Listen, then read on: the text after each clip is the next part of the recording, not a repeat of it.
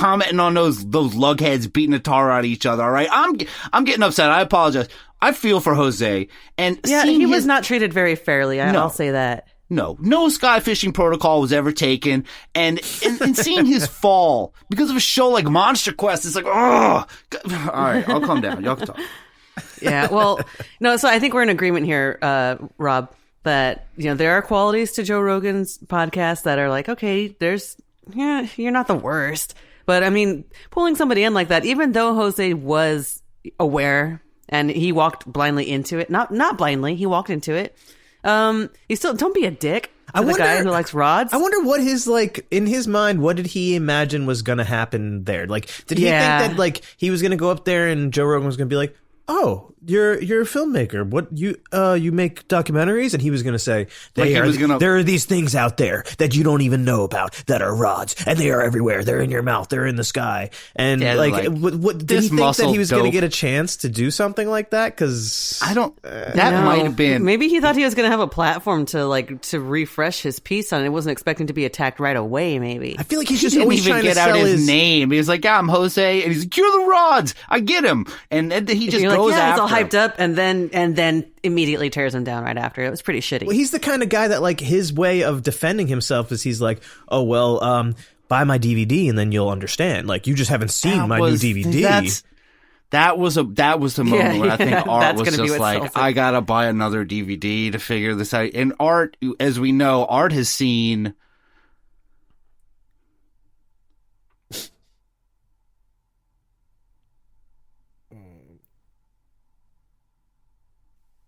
A gazillion rods? A gazillion rods, okay. As you well know, I've seen a gazillion rods. And of course. As you well know. And I bet Joe Rogan wishes he had seen a gazillion rods, but he hasn't. So, yeah, maybe he's just jealous. As you heard in that, this is basically Jose Escamilla's diss tape on Rogan and everyone else, and he gives a strong rebuttal. This is from a video that's titled Jose Escamilla versus Monster Quest.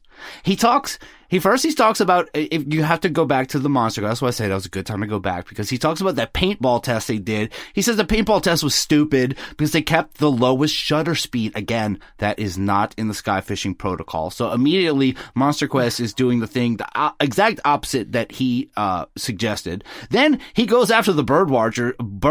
A good old birder Martha Yule. Yeah, she gets some.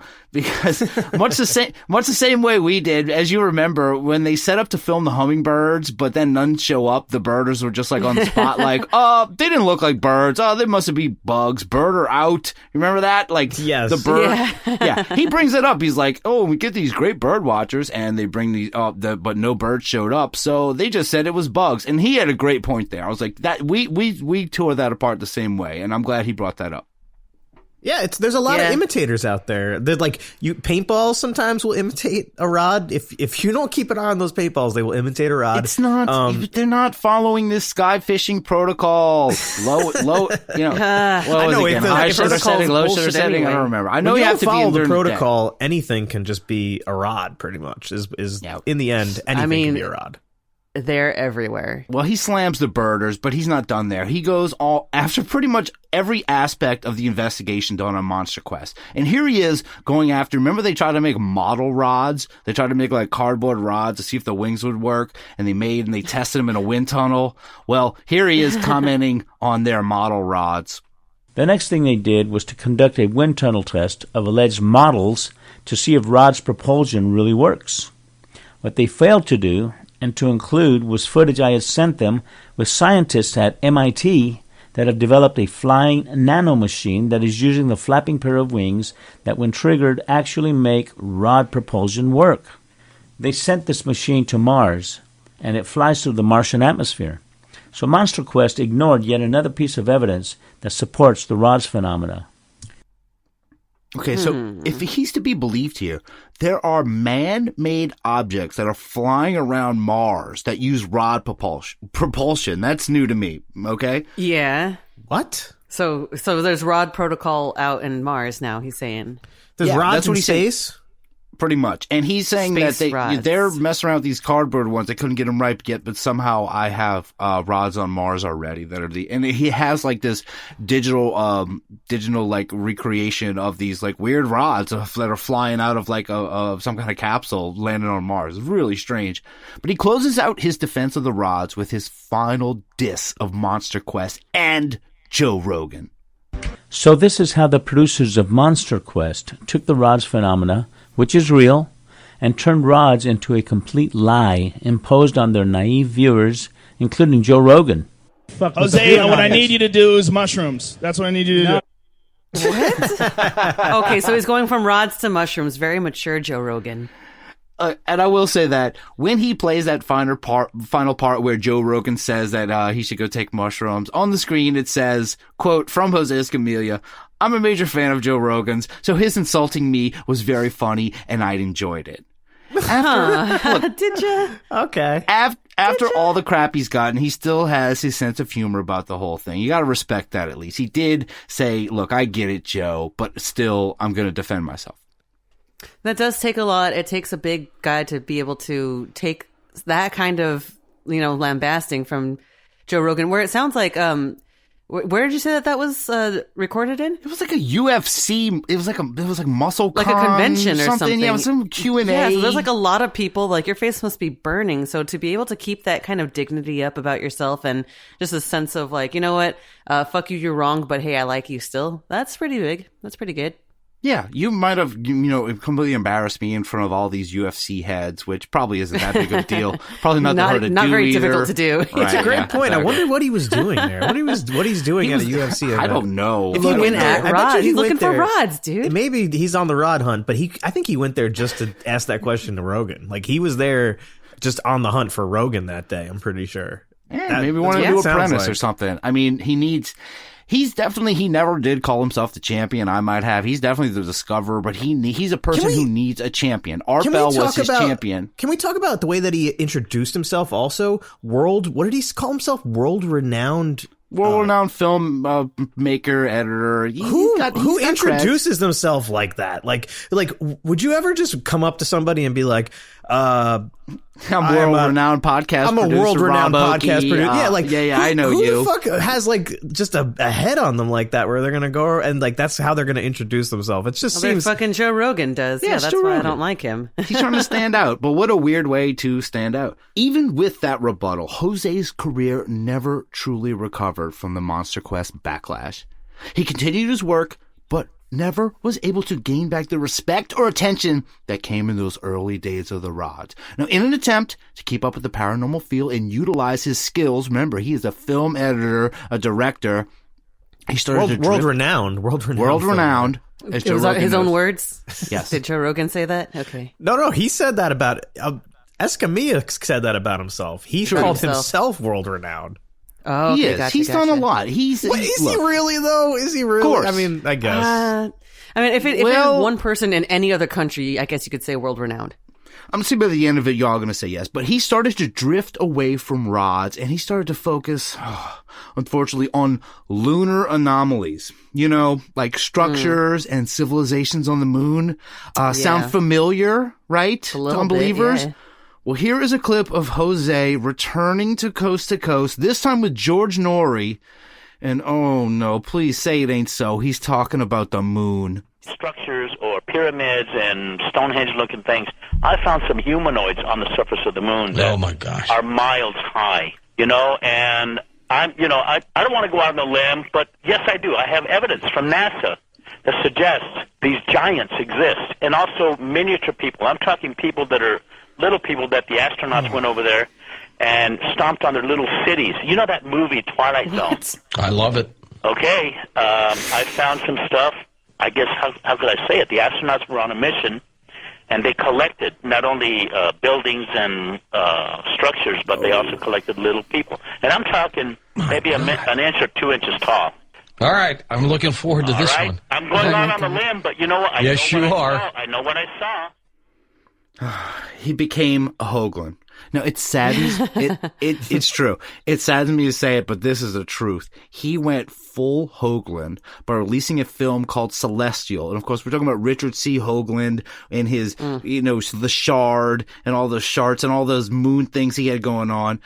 And, he releases a film called Celestial, and this is about his lunar theories of civilizations. You heard it. He said he's seen little people. He's seen people that are a mile high. He's seen structures. He's 2 inches? 2 inches? They got little people they got little people on the moon. They got huge people on the moon. They got little buildings, big buildings. He said astronauts are stepping on entire civilizations just going on the moon. This is even further than Hoagland. This is really upsetting. I am surprised. I really am. I did not see this coming.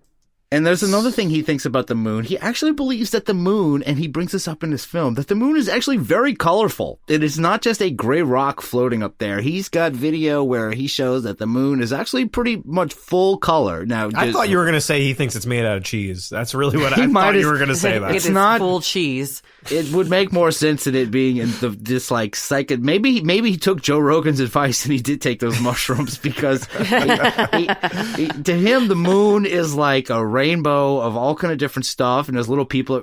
Man, that's right. Maybe he did take Rogan's advice.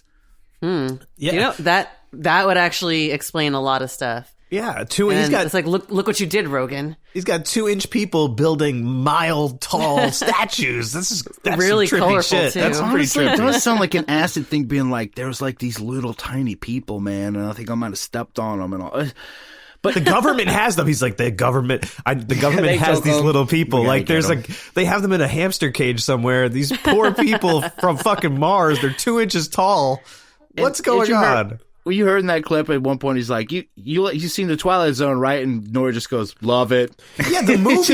You've seen the movie, The Twilight Zone? Twilight Zone? Okay. There is a movie, The Twilight Zone, but it only has like 4 stories in it. Yeah, there's the one made in the 80s, the Twilight Zone movie. That only has the airplane skit, the little kid with the powers, the Vietnam thing. That's not a movie, though. Those are just episodes put together. Exactly. The little people, they're remakes of episodes. The Little People was an episode of the TV show. Where there was it was a ship, and the whole entire episode there's this little tiny alien terrorizing this old woman, and she's living by herself, and the entire episode you're like, what the hell is this creature, what is going on? And then the twist in the end, they zoom out from the ship in the attic. It's this like little like 3-foot ship, and there's a little US logo, and the little guy's us, and the old lady is an alien. I'm trying to George Nor you. Love it. Yeah, you seen the Love it. You seen the Twilight Zone movie? Love it. Go on. And you can hear Nori does not have the. He's kind of been Escamilla's kind of been grandfathered into Coast to Coast, where every few months, if you really need someone, you can get this guy on. I don't think he's been expecting this at all from him. He's like, I guess I'm looking forward to it. But maybe he might be going off on moon stuff. But he did try to keep interest in rods going also. But look, I don't think I can get behind the tactics that he brought up in this next clip, and I am the champion of the rods. I have footage available taken by CBS of Tiger Woods, shot at 5,000 frames per second. You know, he does a swing, and the ball takes off at about 85 miles an hour. It's pristine, frame by frame, it's super slow motion, and a rod flies through the scene. That footage is going to become available as soon as I raise about $32,000, maybe $45,000. That's what it's going to cost me to license it. Well, my bet is that no one will ever see it. The reason is because I am guessing what he has seen is nothing more than a golf tee flying through the air, and now that I've brought this to evidence, he may not wish to show it. If he does, then more than likely all the Esca-sheeple will eat it all up just like they always do. Oh, wow. Oh, hey, first off, Esca-sheeple, how dare you? And that's not George Nori. That's someone putting another disc video, but that is a lot of money for a Tiger Woods rod. $30,000 to $40,000? What is he talking about? Tiger rods are really exotic. This had to be before Tiger got in trouble. I don't know where this actually falls in on the timeline. You don't know what year this was? No? Tiger could be a rod? He's talking about licensing rods? I don't know what it is. He feels like he's got this great evidence of this Tiger Woods rod. As you heard in that clip, Mr. Anonymous, who I actually have some theories on. I think this is actually a person who is rising in the paranormal field right now, who may have been part of, let's just say the person who did this is shrouded in darkness and masking their voice, but I have a good idea who it is. I don't want to say it yet, but, I hate to say this though, but his career, it just went off the rails towards the end. And you have to agree, right? That is pretty sad sounding. I mean, he's switched gears. He's switched roads and tactics and everything. It's just like, no. How about this? What about this one? No. Yeah, and it's tough because I did look up to this guy, and maybe I did know enough about him, but taking this deep dive, it hurts a little bit.